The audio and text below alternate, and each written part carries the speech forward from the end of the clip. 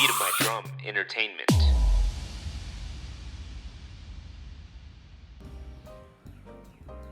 Hey, this is Jay Mendez, and you're listening to The Beat of My Drum. Thank you for listening to this episode. I know it's been a while since I've been on. A lot going on in my life, but I'm glad to be back, and I really plan to come out with a lot more episodes coming up, and I really couldn't be more excited about this next guest. His name is Ellis Powell. He is a Texas Game Warden, and he actually was on the show Lone Star Law. I'm a big fan of the show, but more so a big fan of the Game Warden industry and their profession, what they do. So here he is, Mr. Ellis Powell. Ellis, tell us a little bit about you and where are you from? Hey, well, first, thanks, Jonathan. I'm honored, truly honored to be here. You know, I'm a huge fan of you guys and the Solis brothers, so this is a blessing to get here and to discuss that. So I grew up in Huntsville, Texas, just north of Houston, about an hour north of Houston, Prison City, USA, as everybody likes to call it. It's a pretty small town. I graduated, I was actually born in Galveston, but I never really lived there. Since leaving the hospital, I went straight to Huntsville, but grew up, went to high school there, and it's one of those towns where, you know, I grew up in the 70s. Everybody knew everybody. You felt safe. I knew everybody in my graduating class. It wasn't that big of a school, so it was a great experience. I'm proud to be from there. I would not change that for anything. Thank you for that. And you call it Houston. Yeah. Is that how y'all call it? A Houston out there? Yeah, Houston. You got to there's different accents. Yeah, different accents, and I definitely have one of them. I spent a lot of time in deep southeast Texas, and I don't know if you call Huntsville East Texas, but I was way further east than that, and picked up this Texas drawl, and I've not been able to shake it since. So, yeah, I have some different ways of saying things. Yeah, it's a different type of drawl than South Texas. For sure. And that's pretty cool that you bring that East Texas culture down here. And what do you like about the South Texas culture? You know, it's I love everything about South Texas, from the different types of animals that I've not grown up around. There's things down here. We don't have badgers. We don't have porcupines. There's different birds down here that I love. The culture down here is very inviting.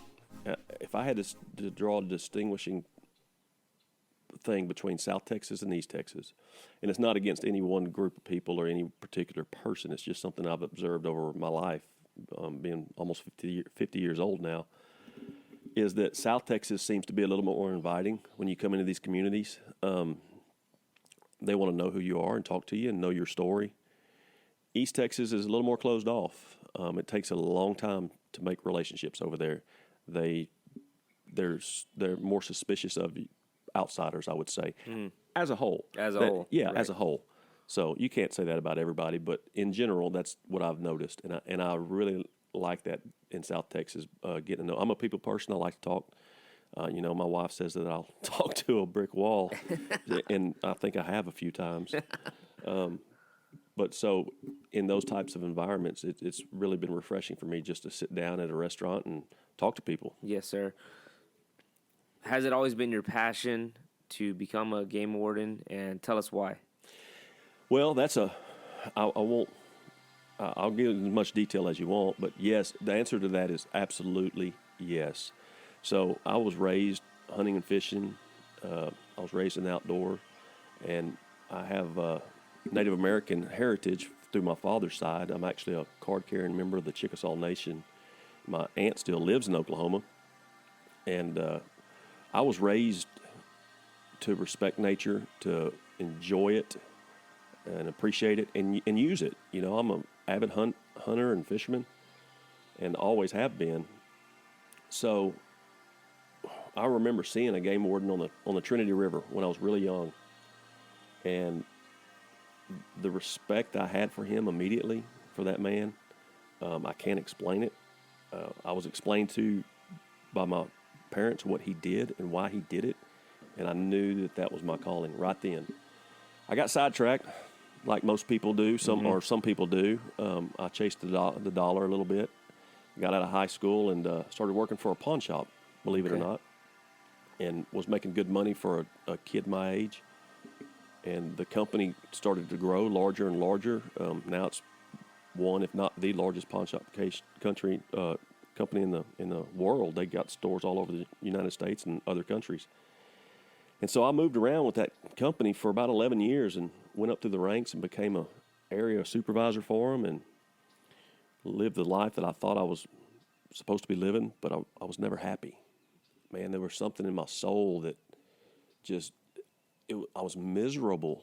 I was single, had a pocket full of money, but I was miserable. So I went fishing. This is a true story. I went fishing with my best friend. We were on Lake Belton outside of Waco, or Killeen as it was. We were crappie fishing. And I was laying on the front of the boat, and not like my usual self, I hadn't said a word. And he goes, "Hey, man, what is wrong with you?" And I was just laying there, pole in my hand. Wasn't even really fishing, just laying there looking at the sky, thinking. And I said, "Man, my job sucks." He goes, Why? And I was, "Man, so I went into the details of it with him, and he said, "Well, what do you want to do?" He goes, "You've always wanted to be a game warden. Go be a game warden." I said, "Man, I can't." "Why not?" I said, "I don't have a college degree." He said, "So, go get one." And I literally said, "Okay." Yep. That's what I did. The next day, I put in my 2 weeks' notice, which turned into a month's notice because I had to stay. I wasn't just going to leave them high and dry. I owed that company a lot. They did a lot for me just as I did for them. It was a mutual relationship. But anyway, I stayed another month and cashed in my 401k, or most of it. Moved back to Huntsville because it was comfort to me. I was secure there. I had family, friends, social network. I knew I could get a job there. Applied to Sam Houston, got accepted. Buckled down. I was a little older when I went to college, so I took it a little more seriously. I needed 128 hours to graduate. I graduated with 128 hours. Yeah. I did not take one class that I didn't have to. No more, no less, right? That's right. And it's my money. I was the guy that sat in the front of the class and told everybody to be quiet. I'm paying for this. Yes. Yeah. And I remember those students. Yeah. So that was me, and I did. And then while I was in college, I went to work for the prison system there as a correctional officer, and that was a very eye-opening experience. It showed me a lot about human nature in there on both sides, from the inmates and the officers. There's many, many stories that I reflect on from that time that I think have molded me as a peace officer. So, did you run into Cody Johnson? No, because he worked at Huntsville. Did he? At the correctional facility, yeah. Yeah, there's a bunch of that whole town is lives and breathes on that. There's a bunch of prisons around there. I don't recognize him. No. But you talk about your story and perseverance, and that's kind of what this show's about as well. We brought on some guests that have had a change of heart, either early in their 20s or maybe in their 30s or 40s, but chasing that dream is what you did, and what you're doing now. So, did you ever face any times when you were thinking, like, was this the right decision? Did I make the right decision? And tell us how you overcame that. I did not ever question, and I don't think that's an attribute to my character. I think I would attribute that to the career as a game warden. There's been a few, but very few people have taken this path and lived to regret it, as a career choice. It is that rewarding to the people that seek this path. So I never second guess my path, but I do second what you said about people chasing their dreams. I wasn't particularly brave. As I said earlier, I had somebody behind me that told me that. Otherwise, I might have still been sitting in that same job. It's good to listen to your friends. They see things that maybe with some clarity that you don't see, and maybe they know you're more capable than what you are. I have insecurities and second guess myself just like anybody else. And I had that one friend that motivated me. And man, I challenge anybody that if whatever your dream is, you chase it, just like the Solis brothers. Yes, sir. Those guys. I'm so proud of those guys. It's not. I will ramble, so stop me whenever. Stop me whenever. But I'll just touch on that. I follow those guys and I listen to them play, and it's a combination of lots of different things. Jealousy or envious because they're so talented. Right. I'm not a musician. My father was. I grew up in the music world. He was a stakeholder at the Kerrville Folk Festival for my entire life. He would go there and spend a month there or 3 weeks. I camped at the Kerrville Folk Festival every summer for weeks for 10 years of my life. Wow. And rubbed elbows with some really, really talented people and sat around and listened to it. I listened to my dad play. I never had that. And when I see the Solis brothers, I'm like, man, those guys are just, God has blessed them with something that I don't have. Definitely. So I'm envious of that, but I'm proud of them, and I'm proud of the way they carry themselves and they're handling their success. It's funny you say that because the way you see them is the way I look at their talent as well. But whenever we saw you at the Queehee shop at that gig in Queehee, and they said he's on Lone Star Law, and we were all starstruck, and I was like, man, he's been on Lone Star because we love that show. I love the show. I mean, it's like our normal Tuesday show that we watch. I don't think it's airing anymore, right? Or is it? There's still a few more episodes that are going to be coming out, but it's probably winding down. I don't have the details on that, but it's in its 5th or 6th season, maybe more. Yeah. So yeah, that show has done wonders. The concept of the show was to illustrate to the public what game wardens and conservation law enforcement does. Because a lot of people don't know. They don't know. They think they know. Some people do. Obviously, your hunter and fishermen that they know, but some people don't, and some people don't know that we have state police powers. We enforce all laws, and so that show kind of was there to illustrate that, and we've gotten a lot of positive feedback from it. So it's been a good thing. What is the job description of a game warden, if you can kind of sum that up? Because that sounds like the most broad job description or job you're applying for that I've ever heard. We have an actual job description, and I probably should know it being a supervisor word for word, but I don't know it word for word. I'll paraphrase it in my words. Our primary focus, our mission focus is to enforce conservation laws for future generations. So it's here there's many examples of countries around the world that do not have conservation law enforcement, and their ecosystems are paying for it. The data will show that. Oh yeah, absolutely, absolutely. Wildlife. I'll just get off on a sidetrack here, and I'll go back to the job description. But illegal wildlife trafficking is the third biggest trafficking besides narcotics and humans in the world. Right. We have lots and lots of state of Texas resources and other states leaving our state, going to other countries for illegal wildlife trade on a daily basis. Yes. And we combat that. We have special groups that focus on that within our group. We work closely with U.S. Fish and Wildlife on that. And there's lots of cases that I could talk to you about in detail. But back to the job description. So that's what we do. We go out and we enforce people that are taking or utilizing the natural resources, whether that's boating. We try to keep everybody safe on the water. We try to make sure that you stay within the boundaries or the limits of whatever species it is that you're harvesting. And a lot of people think we do or may think we do. We don't. Game wardens, I say we as a group, we work with 11 other divisions in our department that are behind the scenes. They're not as outward facing, but they are the heart and soul of conservation in this state. We have biologists, coastal biologists, wildlife biologists, infrastructure, and all kinds of resource people behind the scenes that study this stuff, that collect the data, that come up with what should be right to make it fair and equitable for everybody. Not everybody's going to agree with that. Some people are going to say, well, I should be able to do this and I should be able to do that. But as a group, we can't have that mentality. We've got to find a compromise for everybody. So once they come up with that data and make those regulations, that's our job to enforce it. Outside of that, we are certified peace officers, just like every other police officer in the state. We have a TCOL certification, so we go through traffic law. Are you armed? We do.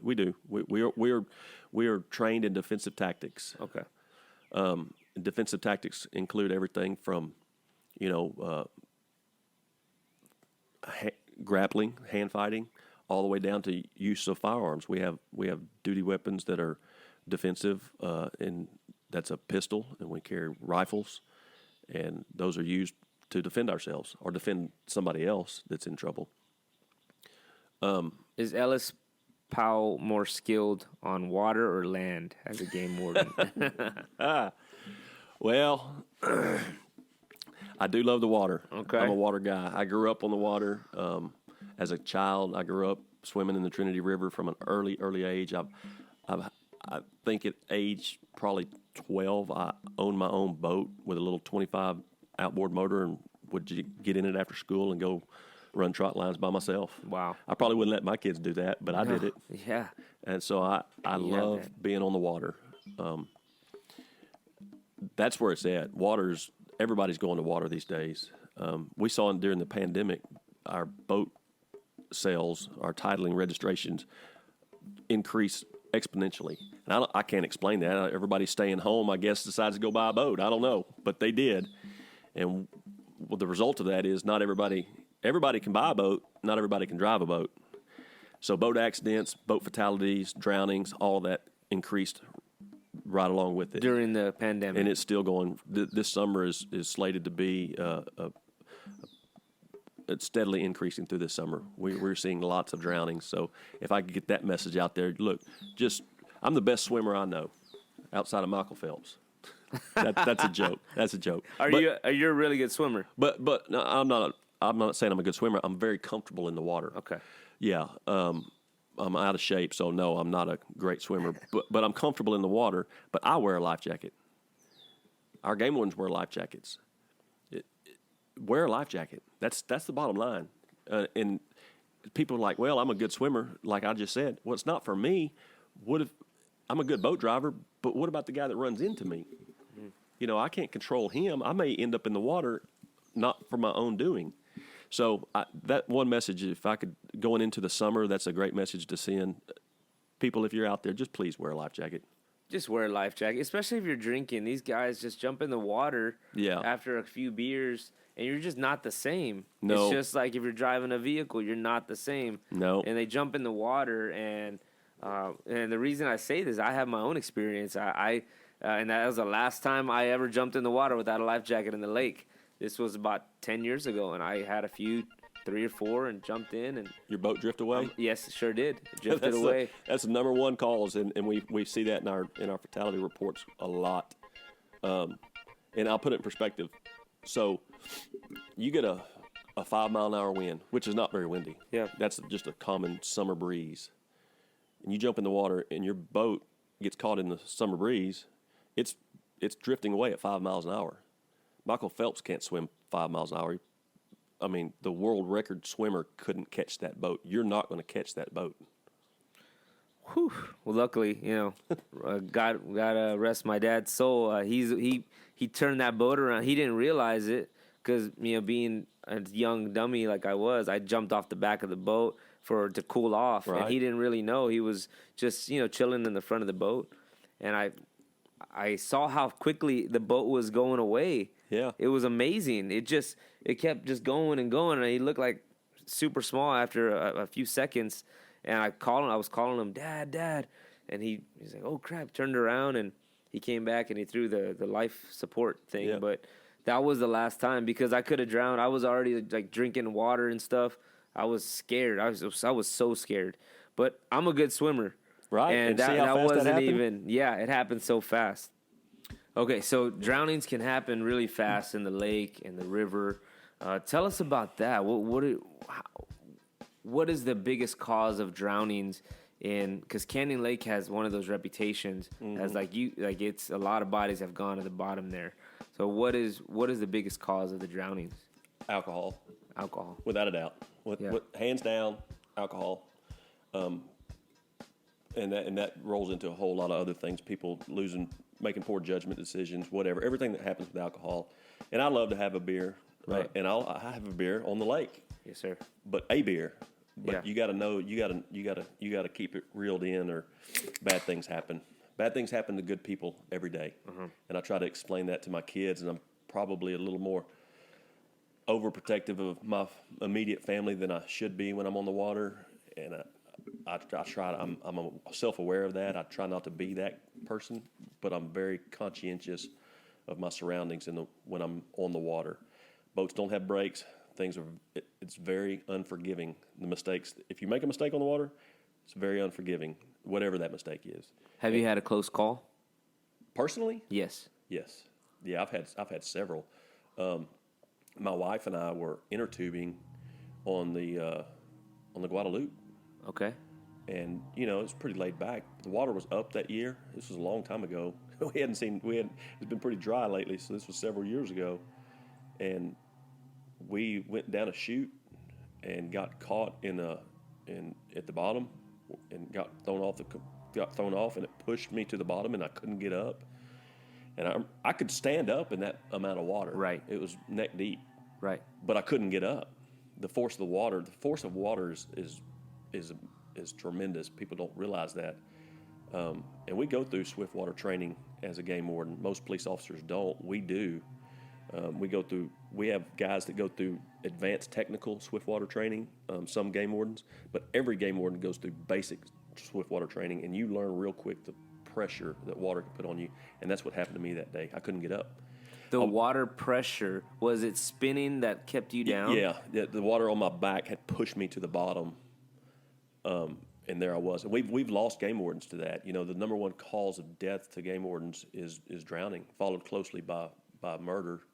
But we've lost numerous game wardens to drowning, whether it be in search and almost all of them were in some type of search and rescue situation. The last one was a guy named Ty Patterson, great game warden, man, young in his career, very well respected, just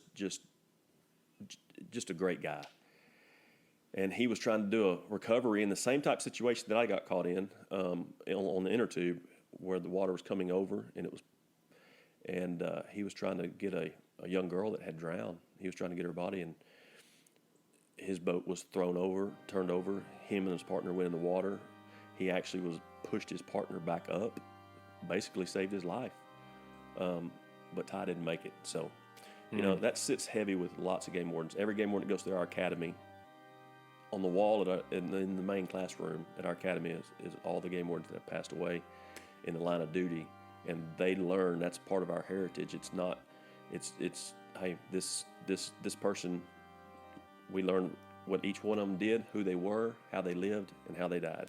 So when I was in East Texas, I've been through, as a game warden, some pretty, what I consider significant incidences, officer-involved shootings, where when I was done, I was like, man, that's what just happened. I could have died. And there's been, you've had to wrestle somebody that was high on drugs or something, or drunk, and some of those were pretty tough to deal with. And you go home and you just hug your kids and hug your wife, and just like, man, that could have been bad.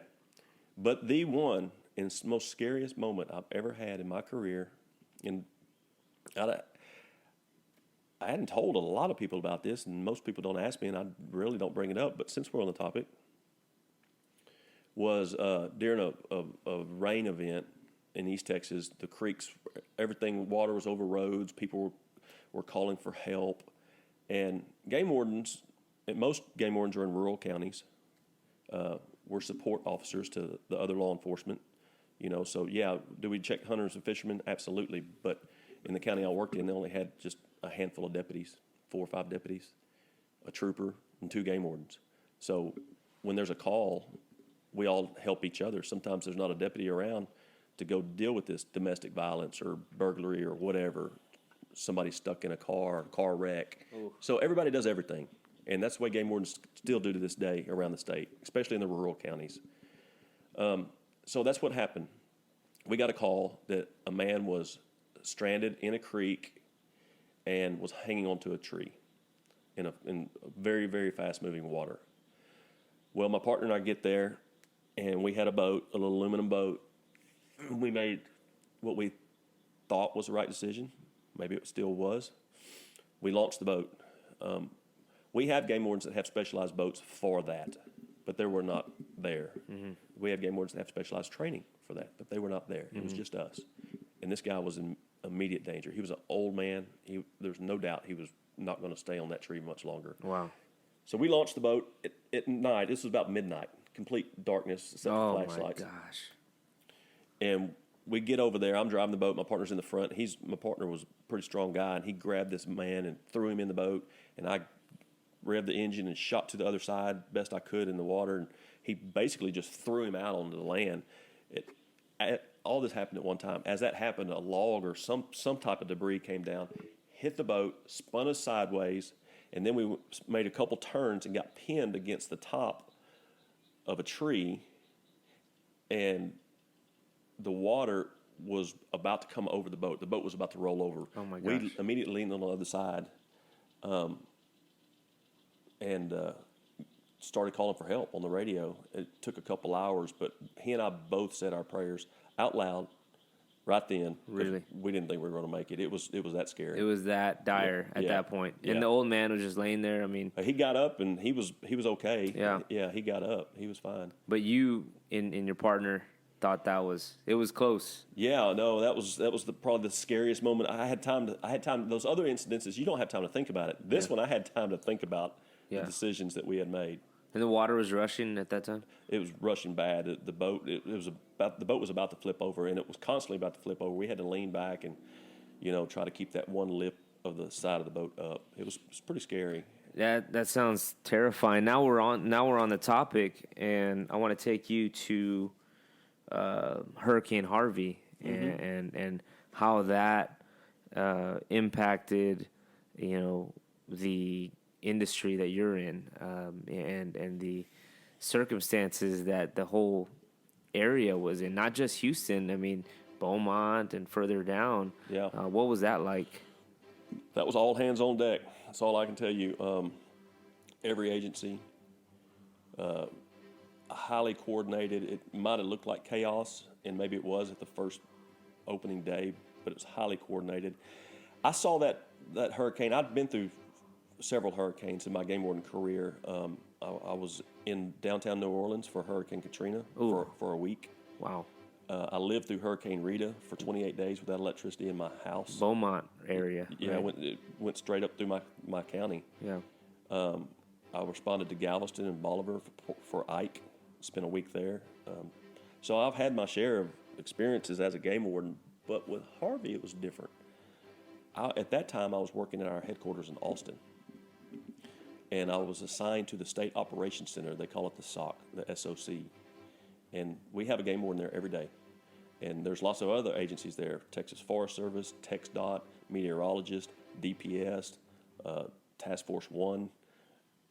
Everybody that you can think of, FEMA, they're all in this giant, for lack of a better word, it's a bunker, and it's like a war room. And that's how it happens.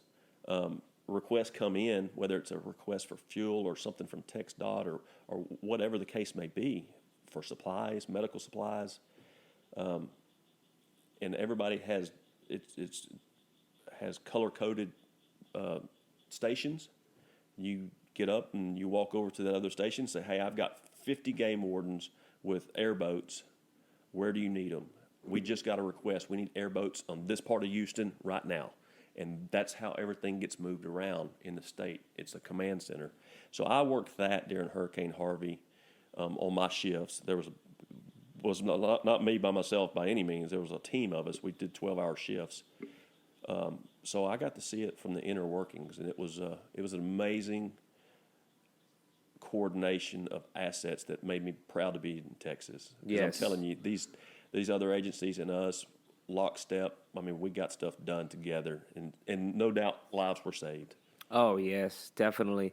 What do you think about the regular civilians getting on their boats and trying to save people? I mean, this just looked really dangerous to me, man. I mean, I applaud, the brave people and regular citizens, civilians, but the way you talk about it, I mean, it's extremely dangerous. It can be, and I saw that firsthand a lot in Hurricane Katrina, especially towards the end. There were a lot of just civilians showing up, and it had to be that was a catastrophe that nobody foresaw, and there was unfortunately a lot of death in that if they would have known, they could have evacuated, and everybody needed to help. But that's a good point that you bring up, and let me just qualify that by saying it has nothing to do with who gets recognized or glory or anything like that. Mm-hmm. That's the elephant in the room. They say, "Oh, you want to go out there?" No, we don't. We want it done right. We want it done safely, and it can, like I said, so everybody's plugged in at the SOC, the SOC, and pieces are getting moved around. We know what areas have been checked and evacuated, and so it's a giant coordination of agencies working together, and they're communicating together.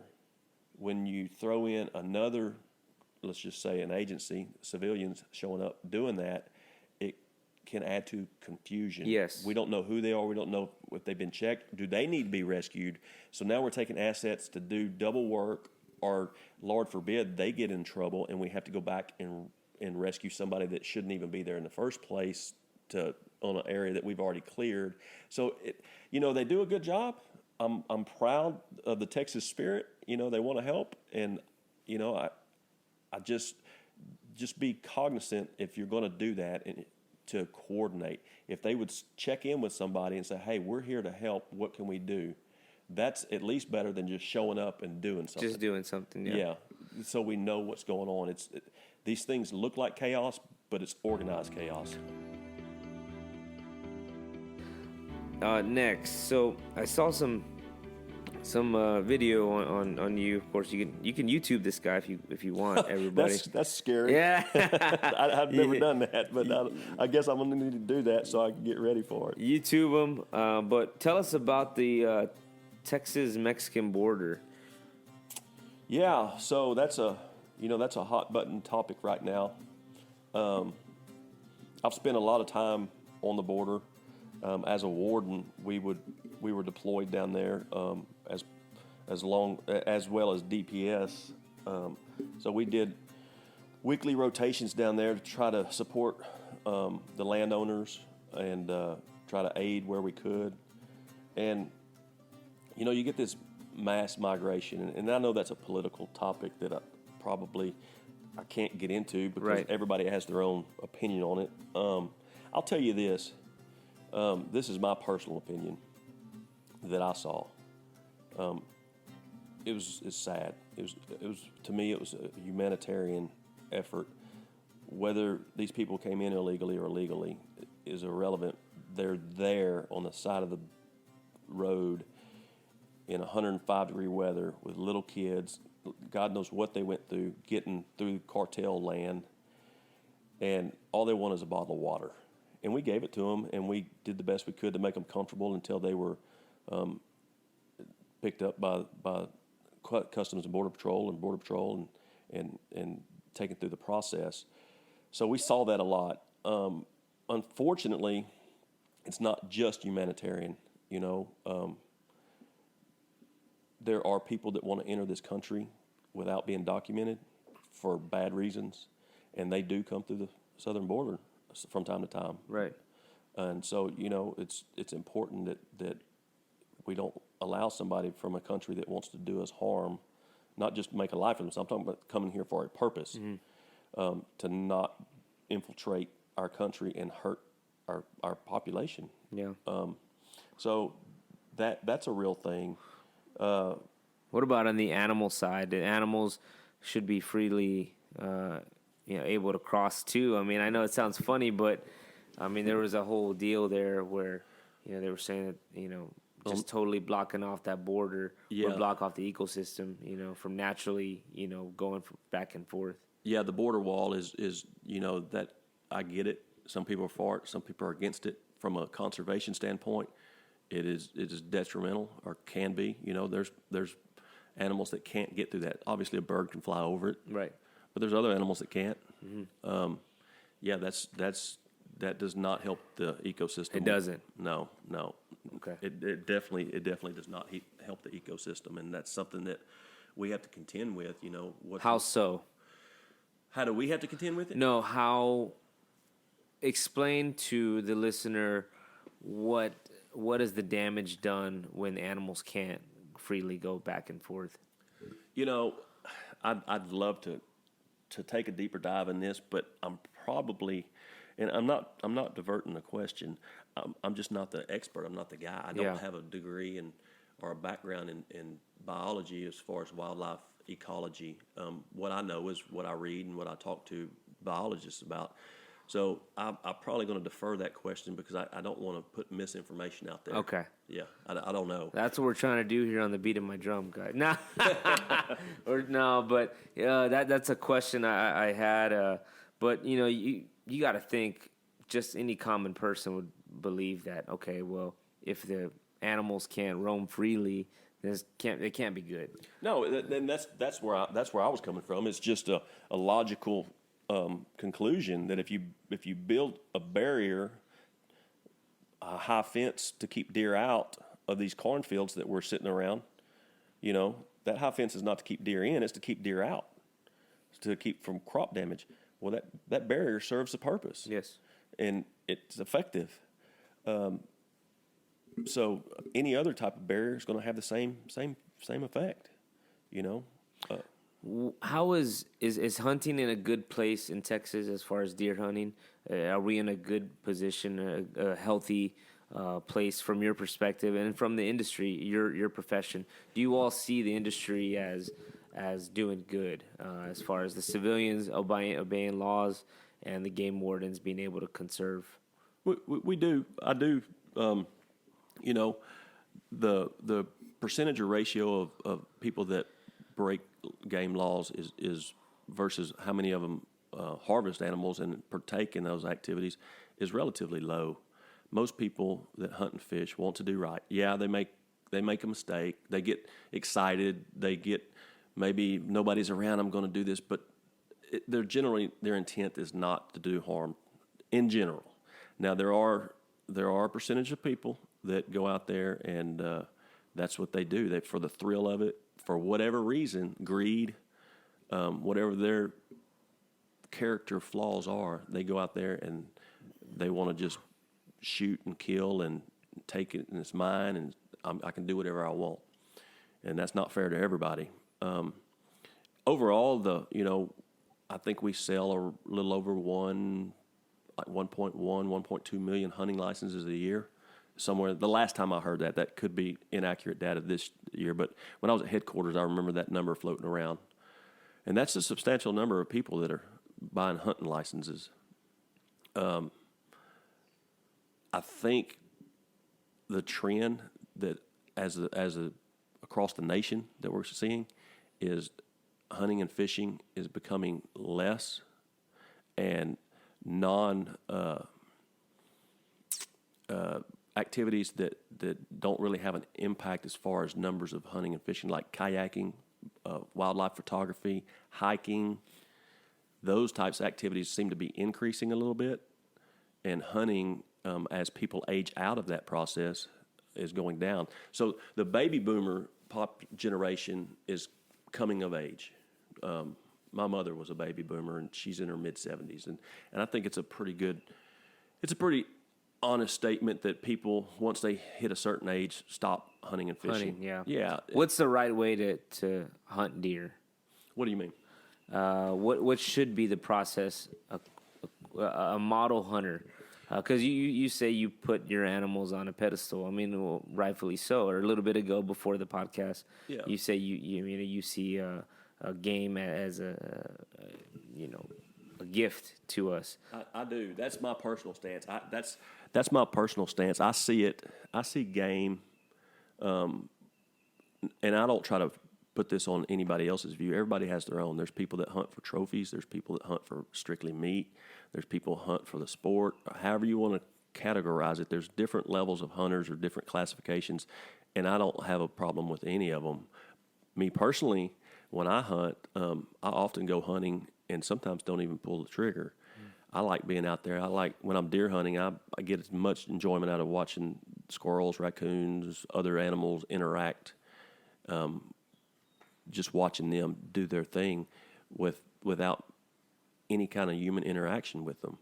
So that gives me enjoyment. Some people are out there to hunt and try to get the biggest deer or the heaviest deer or whatever their case may be, and that's okay. So there's different levels of hunting. I wouldn't put any one above the other. Just as long as you're enjoying it, and you're doing it safely, and you're, I would say the biggest thing if you're hunting and fishing, the biggest thing I would ask you is pass that along. If you have a friend, a child, a relative that doesn't hunt or fish, introduce them to it and show them the right way to do it, and explain to them the right way to do it, and keep that going. That's where I was going with the baby boomers. Is they're about to age out of this, and that's a large population of hunting and fishing and outdoor recreation that is going to stop.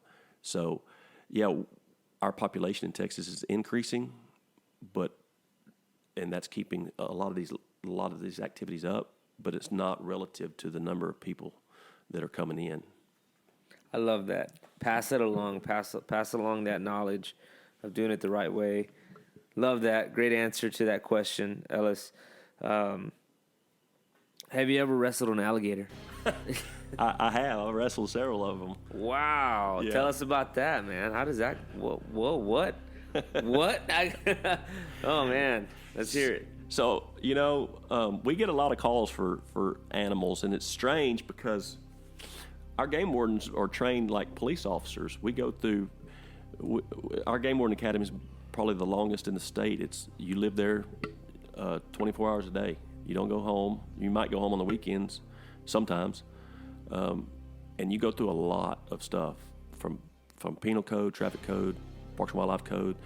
Very little, but some animal interaction, but we're not biologists. And so one of the animals that we do train with at the academy is alligators. And that's because the game wardens typically get those calls in these rural counties, especially along the coast or in East Texas where there's large populations of alligators. Hey, there's an alligator in my yard. There's an alligator in my pond. There's an alligator, on the road. And those are three very good examples. If it's in your pond, we generally, if it's not hurting anybody, a small alligator is not going to kill you or eat your dog. It's got to be several feet long before you start having real problems with them, and they'll generally move on. Alligators can be fairly migratory during the mating season. A bigger alligator will move in, it'll run a smaller male alligator off, and he's got to go find some place to live, and that happens. And so certain times of the year we get a lot of movement on them, and especially on the bigger lakes. If you're on a big lake, Toledo Bend, Sam Rayburn, and you see an alligator out there, we're probably not going to come get that alligator. We don't get the sharks out of the ocean. Right. That's where he's supposed to be. Right. Don't feed him. Don't harass him, and he'll go away. In general, if you don't feed them, they have a natural fear of humans. When they don't have that fear is when we have to wrestle them. And so it's a pretty easy process if you do it the right way, the way that we're taught. You just... I try to throw a rope around their nose, and put some tension on it with somebody else pulling on it. The alligator will naturally want to pull backwards, so now it's a tug-of-war contest. Then you come up behind it and basically jump on its back and hold its head down, close its mouth, tape its mouth, tie its legs. There you go. We have nuisance hunters that are contracted. They're not state employees, but that a lot of times will take those calls for us. So it's not every day that game wardens go and do that, but sometimes there's no other option, and we do have to do it. So say we're on this beautiful little pond area here, or lake, mini lake or pond. Say an alligator rolls up here and just starts walking around. What are you going to do? Enjoy it. Enjoy it. Yep. I like that. I think you're changing my perspective on a lot of stuff. Just enjoy the animals more than... Yeah, that alligator's not going to bother you. He's doing his own thing, enjoy it. Watch him, see what he does. Watch them swim around. They're beautiful animals. They've gotten a bad rap, and there have been people injured by them, but it's usually not the alligator's fault. It's usually that somebody's messing with them, feeding them, trying to poke at them, harass them in some shape, form, or form. In very few occasions, and it does happen, but in very few occasions, they will, if they become acclimated to people, they will actively be aggressive. And their aggression is unlike any other. Yeah. I mean, what's their capable? I know they can kill, but what are they going to do if you really upset them? Well, there's been people that have been killed by them. I personally don't know of any, but I've seen the news, and if their natural response, like a reptile of that type, crocodilian, they're gonna, when they bite something, they have typically roll, which adds a little twisting effect to whatever it is they've bitten. And if that's your hand, it's probably coming off if it's a good sized alligator. But again, how'd your hand get in the alligator's mouth? Yeah. So leave them alone. Don't feed them. They become a problem when they're in areas where there's lots of people on a continuous basis, whether that's a park or a theme park or something like that, or golf course, where they see people all the time and probably get fed from time to time, and they associate that reward with people. So that's where the problem comes up. Why are there alligators in the Guadalupe River? Because I put them there. No. There's alligators in places that you wouldn't think. Great. I'll never go to a river again. No. They're not going to bother you. I've swam by them. Like I said, I grew up on the Trinity River. I'd see them sunning on the shore, and we ski, hydroslide, or kneeboard right by them. They don't bother you. They're in the Guadalupe River. I know there's a bunch in Choke Canyon. They're in some of the Resacas down south in the Rio Grande Valley.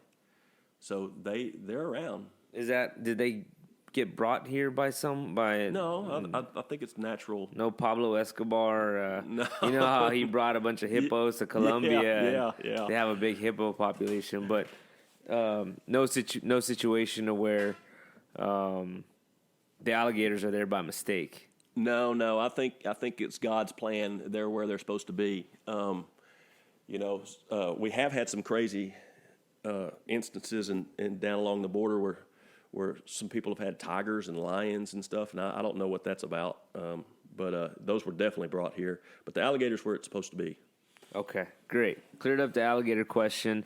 What about the overpopulation of the hogs? The hogs, man, that's the problem. So hogs are just, they're devastating to people's yards, much less, the amount of money and damages that they're doing to commercial crops around the state of Texas is tremendous. And it's not just that.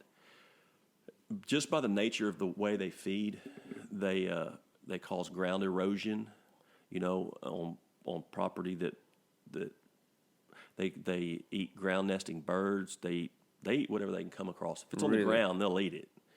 And they're not picky. No, they're not picky, and that's very harmful to our environment. And they multiply at a drastic rate, and it's a real problem. Texas Animal Health is actually probably them in the Texas Ag are the real two lead divisions or departments on that. Now we do support trying to eradicate the wild hog. They came here with the Spanish. The first Spanish arrivals in Florida, I believe, is where they started, and have migrated west for many, many years, hundreds of years, and it's become. This maybe will frame it up. It's become such a problem that the state of Texas has said you can shoot hogs without a hunting license. We want you to shoot hogs. Really? Yeah, you don't. Did not know that. You do not need a hunting license to shoot a hog in the state of Texas. A wild hog. Wild hog. Yeah. Are they aggressive? They can be especially if it's a sow with babies. That they can be. Generally, they try to get away from you, but yeah, they can be aggressive. They'll typically lunge at you or charge at you. There's been some injuries, but it's people that are trying to interact with them, hunt them. And they're pretty big, right? I mean, yeah, some of them get real big. 200 or 300 pounds is not uncommon. whew, and they move pretty quick. They're very fast. You would not think their little legs could move that fast, but they do. They're very fast. You're not going to outrun them, at least at a short sprint, maybe a long distance probably. But the harmful thing is some of the bigger ones, they get their tusks, their incisors that grow out are razor sharp, and they have a tendency to sling their head back and forth as they attack. It is whatever there is they're charging at, and if that that could cause some real damage to your leg or your thigh, and those would be some pretty serious wounds if you're not careful. So the hunting for the hogs is necessary. Absolutely necessary. Okay. People hunt them, and it has to be done with permits. They hunt them from helicopters. Yes, I've seen them. They trap them. There's even been some movement on some poisoning of them. That hasn't really been fully vetted and approved and come out yet, but I know there's scientists that are working on it around the world. Australia has a huge problem with them, apparently. Gosh. And so, it's not just a Texas problem; it's an everywhere problem. Yeah. Okay. And do we have a problem with snakes? I don't have a problem with snakes. I have a problem with snakes around with poisonous snakes around my family and my kids, but in general, I've spent a lot of time, both personally and at work, in the woods, walking around day and night, just walking for various reasons, whether it's hunting, hiking, or going in on a work detail of some sort. So obviously, I've come across a lot of snakes. What's the most common snake you've come across? Probably a rat snake. Rat snake? Yeah, that's probably the most. They're common. Not poisonous. No. They're generally pretty docile, actually. Generally, but I've come across rattlesnakes, both eastern rattlesnake, timber rattler, and diamondback rattlesnakes. Ran into lots of those, especially along the border and up in the panhandle. Here's what I do if I see a snake, whether I'm at work or personal. I go around it. Yeah. Just leave it alone. Just leave it alone. Yeah, I don't kill it. If it's around my house, I might consider that. I'd probably try to remove it, but if I'm not going to put myself in danger and getting bit trying to remove it. So there may be an option where I have to kill it, but I'm not going to let it stay around my family. Is that black and yellow kill a fellow? Is that real? Yeah, that's real. That's real. Black and yellow. What kind of snake is that? That's a coral snake. That's a coral snake. Yeah. And they're poisonous. They are poisonous. Coral snakes are more in tune with a cobra. Okay. As far as their venom. Mm-hmm. They have a neurotoxin. Okay. And most let me think, your copperhead, your water moccasin, your rattlesnakes are all pit vipers or I think they have a hemotoxin, which destroys your blood cells and destroys it's a protein, and it starts necrosis in your muscle, and it's bad all the way around. Both of them are bad, but the other one shuts down your nervous system, the coral snake. But the coral snake doesn't have fangs, oddly enough. It has little teeth, and it has to chew its poison in. Another known fact is every poisonous snake in Texas, with the exception of the coral snake, its pupils are slanted. Okay. Like a cat. Yes. So every non-poisonous snake has round pupils, and you think, well, I'm not going to get close enough to see it. You don't have to get very close. You can tell. You can look at it from a distance and look at its eyes, and it's very, very obvious if it has round or slit pupils, with the exception of the coral snake. It has round pupils and it is poisonous. But all other poisonous snakes in the state of Texas that are native to the state of Texas, and that's another thing that I won't get on it too long, but there's a lot that's a big trade of these non-indigenous snakes. Mm-hmm. You get black mambas, cobras, gaboon vipers. These are some pretty serious snakes from around the world, and people trade in them. Oh my gosh! And if you look in the news, occasionally they get lost. And they're bringing them here. Oh, they're here. They can't survive in this. Absolutely, they can survive. Yeah, well, they're in climate controlled environments, but they can get out. Any snake, I would argue, could probably survive in South Texas. It doesn't get that cold down there. Yeah. So, and I've seen on the news a few times recently in the past few years where some cobras have gotten out in some neighborhoods and eventually found. But that could have been a bad deal. Yeah. And, you climb up in your deer stand in South Texas and get met by a black mamba that somebody let go. It's not going to be good. No, no. Can you tell who doesn't have a fishing license just by looking at it? No. Because y'all are just so good at that. Yeah, y'all just roll up on the right person, and boom, they sure enough, they don't have that fishing license. Yeah, so there's this class at Game Warden School. It lasts about a week, and it teaches us how to look at somebody by the back of their head, and if they turn their reel a certain way, we know they don't. No, I'm making all that up. Hey, that would be me. No, I'm just kidding. No, there's some indicators. I'll tell you this, and this may be good for some listeners. If a game warden walks down to wherever it is you're fishing, let's say you're on a jetty or wherever on a lake, and says, "Sir or ma'am, may I please see your fishing license?"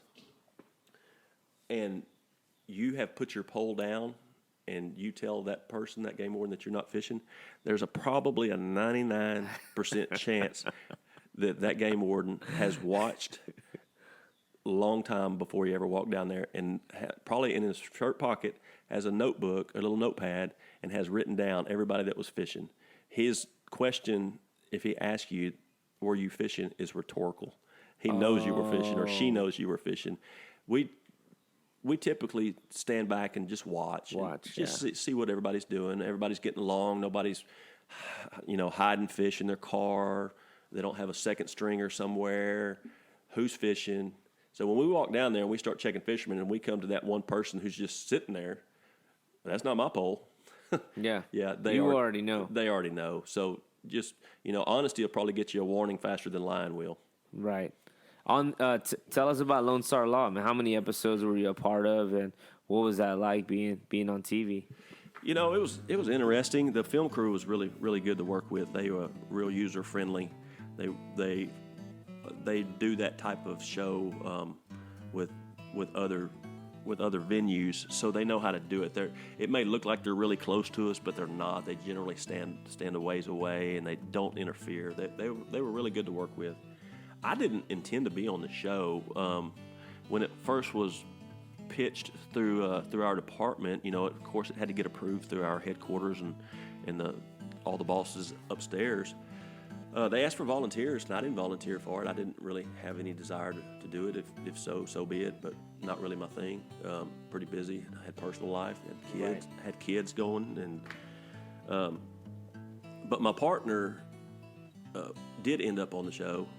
And I ended up working with him on a holiday weekend on the lake while the film crew was there, and I guess that was the beginning of the whole deal. And ended up making, I don't know, first season probably a half dozen, maybe 8-10 episodes with them. And shortly thereafter, a year or so after that, I got promoted to headquarters, and I haven't been back on it since.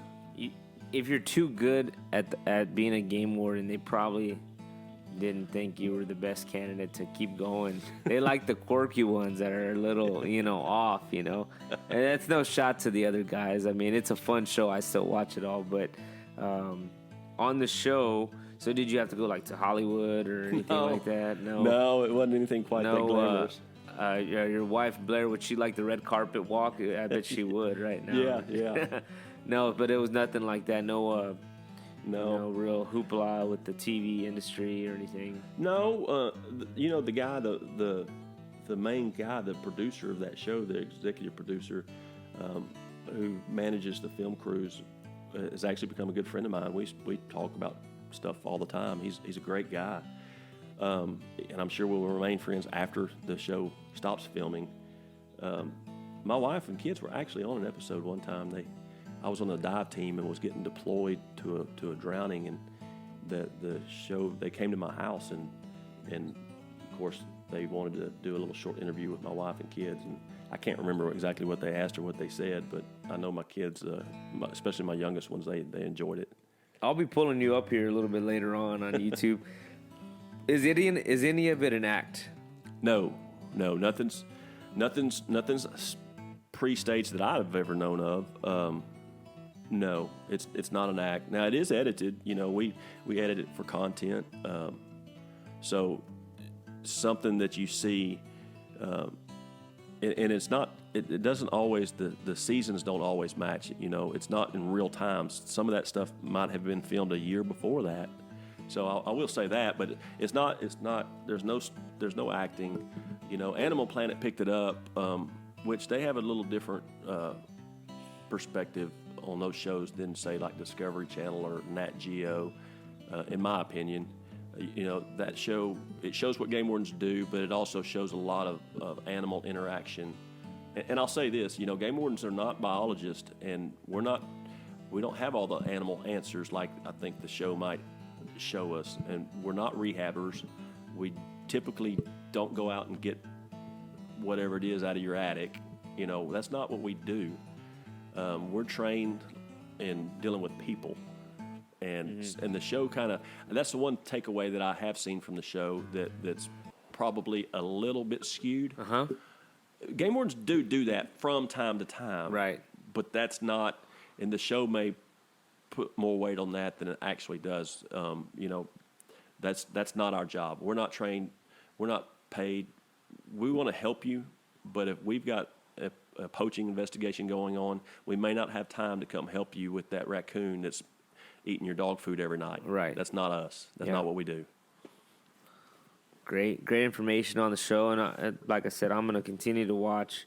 Love that. Love the whole season. How many seasons are there? You know, you caught me off on that one. It's 6 or 7. I think. 6 or 7, right? Yeah. Okay, so as we wind down here on the interview, it's been a great interview, a lot of great information. Let's ask a little bit about you. What do you like to do for fun other than, you know, be around the animals out there? Well, one of them is I like to go watch the Solis brothers play guitar. So Great, love it. Yeah. No, I love the music. I love relaxing and doing that. I love being around my kids, watching them play sports and watching them grow and listening to the things that come out of their mouth. It just amazes me. And my family in general. That's what I do. The one thing that I've really, as far as outdoor activity, is saltwater fish. I love to saltwater fish, and not really bay fish as much. I love to fish the surf for reds and specks and that kind of stuff, or you know, whatever it is, Spanish mackerel, with as light as tackle as I can try to find. I haven't taken up fly fishing yet. That's a whole nother Zen level that I haven't made it to. Yeah. But I have good friends that do that. So maybe someday I will. But I love to fish. When you go to a restaurant down at the coast, what are you ordering on your surf and turf meal? What kind of fish? You know, it gets underrated by a lot of people, but I love black drum. Black drum. Yeah. Okay. I love black drum, and any different fried, blackened, however. But I like it a lot. Redfish is always you can't turn it down, and in my mind, trout is probably the coup d'etat. I mean, fresh trout. You can't get trout really at a restaurant, but you can go catch it and cook it yourself. Wow. Are you into what do you watch on TV? Man, that's an interesting question because it drives my wife insane. I watch a show pretty consistently. I watch sitcoms from time to time, and they're usually dated. You know, you just watch the episodes you're on Lone Star Law continuously. No, yeah, it's on a loop. No, I haven't actually watched a show in quite some time. But I like some of the older sitcoms that I grew up with. They just make me chuckle or make me have good memories of my childhood, I guess. But there's a show that comes on Saturday mornings. It's on the Smithsonian Channel. Okay. It's called Aerial America. Okay.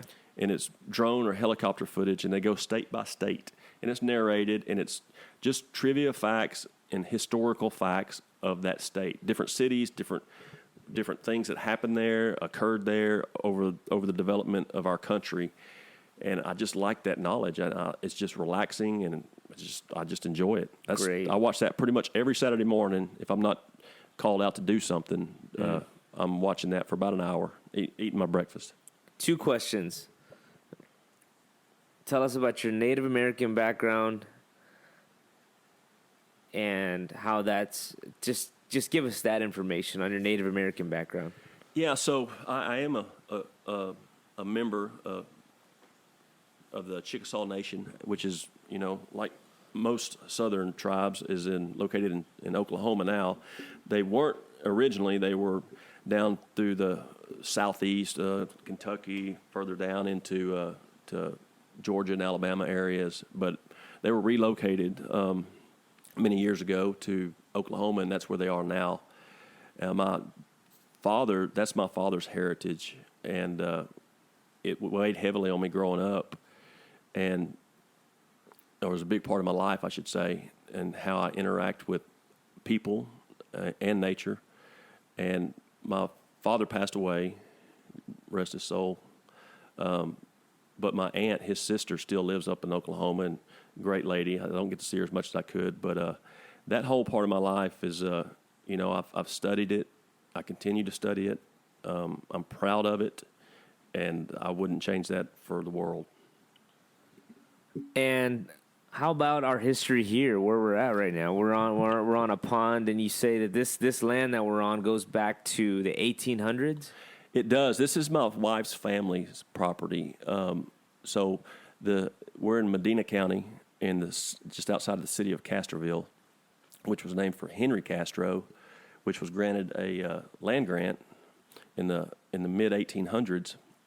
He was from a little part of a territory. It's on the border of France and Germany. It's called Alsace, and the people there were called Alsatians. And it's still there today. Strasbourg, I believe, is part of it. And beautiful, beautiful historic part of Europe.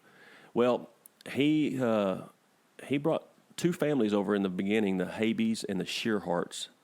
And my wife was a Shearhart on her dad's side, and she was a Habee on her mom's side, so I guess her family's been here for a while.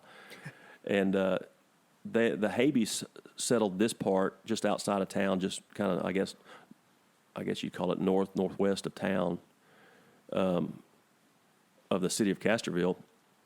And there's a historical marker just down the road that talks about the first one here. His name was Nicholas Habee, and that was my wife's grandfather's great-great-grandfather.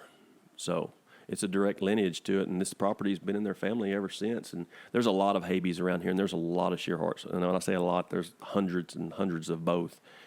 So they've had a footprint here for a long time. The only one here before them, I guess, would be some Native Americans, because this was pretty undeveloped at the time. Amazing. If y'all can hear the rain falling down, what an amazing scenery we have here. It's beautiful in the water, isn't it? It's beautiful. You mind if we come fishing one day? Come on. Me and I'll bring the Solis bros. We'll see. You said there's good fish in there, right? Yeah, there's some big. Some of my wife's cousins sent me pictures not too long ago of some 5 and 6 pound bass. Nice. Well, that wraps up this podcast episode here. Mr. Lone Star Law, Mr. Game Warden, Ellis Powell from Huntsville, Texas. Originally from Huntsville, Texas. We're now in Castroville, Texas, where him and his family now reside. It's been a pleasure speaking to you, sir. A lot of history, a lot of great stories about the ecosystem, a lot of great stories about what you do with the dive team and what you do with making Texans' lives better every day. And you all are the superheroes that we have here. So I thank you so much for coming on the show. Any last things you want to say? No, just honored to be here, and I hope you got your questions answered. And I will say it's been a blessing. I've been truly blessed by God to work for Texas Parks and Wildlife and work with the game wardens that I've worked with in my career. They are an amazing group of people. So, yes, amen to that, sir. You all have a great rest of the weekend, great day, and we'll talk to y'all soon. And that wraps up this episode of The Beat of My Drum. Thank you for listening. Please follow us on Instagram and Facebook under @TheBeatOfMyDrum Entertainment. Talk to you soon, and remember, always march to the beat of your own drum. The Beat of My Drum Entertainment.